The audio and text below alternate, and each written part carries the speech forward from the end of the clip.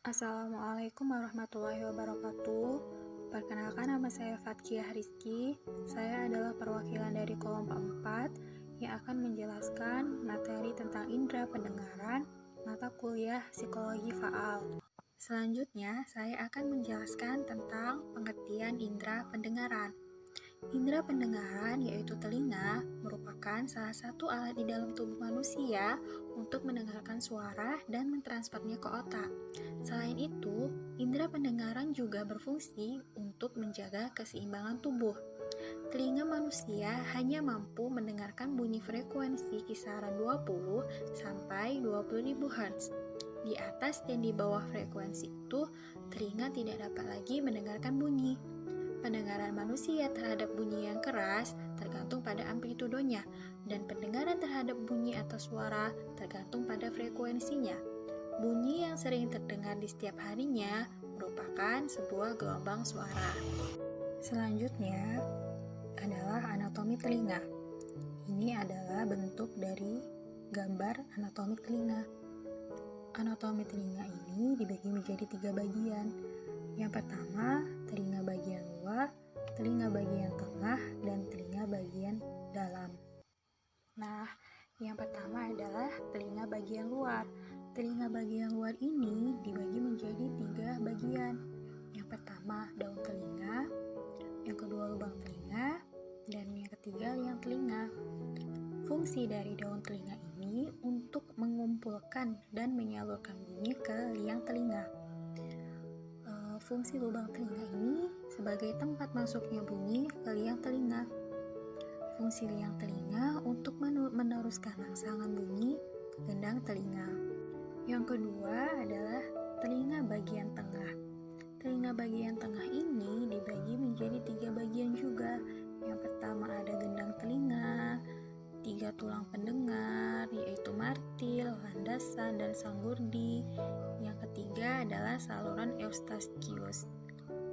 Fungsi dari gendang telinga itu untuk mengubah bunyi menjadi getaran. Fungsi dari 3 tulang pendengar untuk memperkuat dan menghantar getaran ke saluran telinga yang lebih dalam. Fungsi dari saluran eustachius untuk menghubungkan rongga mulut dan telinga dalam dan mengatur keseimbangan tekanan udara. Dan yang terakhir adalah telinga bagian dalam. Telinga bagian dalam ini dibagi menjadi 3 bagian. Yang pertama, 3 saluran setengah lingkaran. Yang kedua, tingkap oval atau jorong. Yang ketiga, rumah siput atau koklea. Fungsi dari 3 saluran setengah lingkaran ini untuk menjaga keseimbangan tubuh. Fungsi dari tingkap oval atau jorong untuk meneruskan getaran ke rumah siput. Dan rumah siput berfungsi untuk mengubah getaran menjadi impuls dan meneruskan ke otak. Selanjutnya, ini adalah fungsi indera pendengaran. Telinga sebagai pengatur keseimbangan. Telinga sebagai indera pendengaran. Telinga dapat dikatakan berfungsi sebagai indera pendengaran saat terdapat gelombang suara yang masuk melalui telinga luar yang akan diterima oleh otak melalui proses terjadinya pendengaran. Selanjutnya, saya akan menjelaskan tentang mekanisme pendengaran. Jalannya impuls dari telinga hingga ke primary auditory itu bermula dari ketika kita mendengar suatu frekuensi bunyi atau suara, kemudian suara mulai menggetarkan membran timpani yang akan berlanjut hingga menggetarkan tulang-tulang malleus, incus, serta stapes. Gerakan pada stapes mendorong perilymph pada skala vestibuli yang kemudian menggetarkan lamina spiralis ossia dan lamina spiralis sekundaria atau basilaris. Kemudian diteruskan oleh organel corti hingga sampailah ke otak. Reseptor indera pendengaran.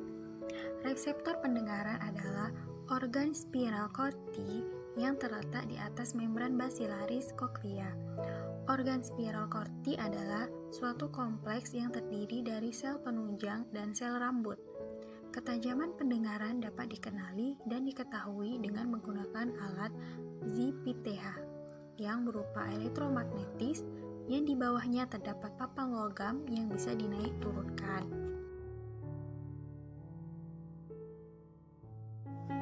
Akibat dari kerusakan auditory cortex.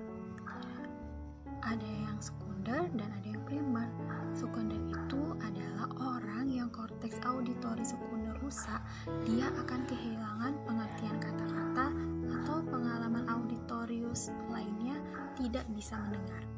Kalau primer itu, jika korteks auditori primernya rusak, maka tajamnya pendengaran kita itu akan membahas tentang mekanisme susunan saraf korteks auditori primer dan sekunder.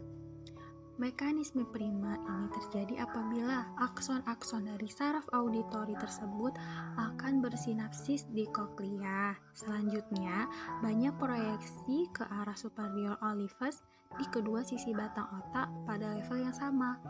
Lalu, akson-akson neuron olivaria berproyeksi melalui lateral lemnicus ke inferior colliculi dan selanjutnya berproyeksi juga ke medial geniculate nuclei di thalamus dan proyeksi ke auditory cortex primer.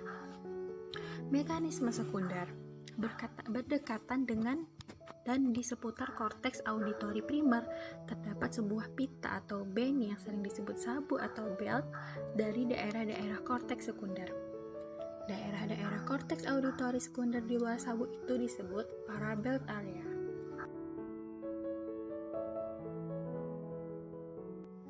Fenomena auditorik. Halusinasi auditorik adalah fenomena sisipan ke dalam kesadaran, di mana seseorang yang mengalami halusinasi auditorik memiliki suatu gambaran mental yang diyakininya sebagai stimulus dari luar. Fenomena cocktail party adalah kemampuan otak untuk mendengarkan satu signal spesifik di antara sekumpulan suara yang berdempet pendengaran dan aspek psikologisnya. Stimulus atau rangsangan frekuensi dari luar yang menggentarkan membran timpani dan osikula atau tulang-tulang telinga serta cairan endolimf atau cairan yang terdapat di koklea dan saraf pendengaran vestibulokokliaris meneruskan ke otak dan otak menerjemahkan rangsangan sehingga menimbulkan respon psikologis. Semisal, auditori atau telinga manusia mendapat rangsangan frekuensi yang tinggi dari luar yang membuat telinga mendenging sehingga menimbulkan respon si pendengar menutup telinga.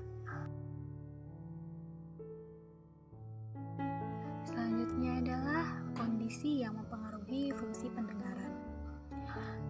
Ada penuaan, kerusakan atau trauma, penyakit, pengaruh obat, dan paparan suara.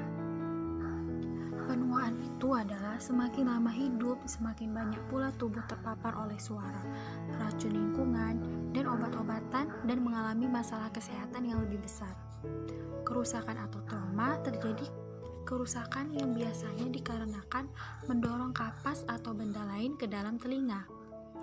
Penyakit kardiovaskular dan diabetes dapat menempatkan seseorang pada risiko lebih besar untuk mengalami masalah pendengaran dengan mengurangi suplai darah ke telinga dan sistem pendengaran. Pengaruh obat itu, banyak obat yang digunakan biasanya dalam pengobatan kanker, infeksi, dan penyakit jantung dapat merusak fungsi pendengaran.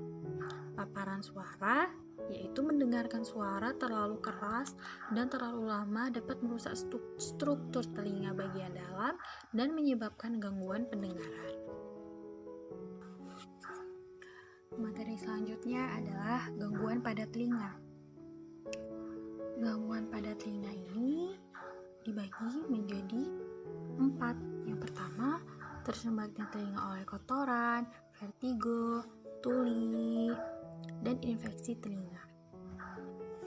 Tersumbatnya telinga oleh kotoran itu karena kotoran dan minyak yang dihasilkan kelenjar pada telinga itu menggumpal dan kering. Kalau vertigo itu gangguan pada organ keseimbangan sehingga ruangan itu serasa berputar. Kalau tuli itu adanya kerusakan yang terjadi pada saraf pendengaran. Dan yang terakhir adalah infeksi telinga merupakan jenis penyakit telinga yang umum terjadi. Infeksi dapat disebabkan bakteri dan virus yang masuk ke telinga manusia yang dapat menyerang setiap bagian adalah alat bantu dengar. Alat bantu dengar ini adalah alat elektroakustik yang dirancang untuk memperkeras dan memodulasi suara bagi pemakainya yang menderita penyakit atau gangguan pada telinga. Baiklah, ini adalah pemaparan dari kelompok kami. Lebih dan kurangnya kami mohon maaf. Wabillahi taufiq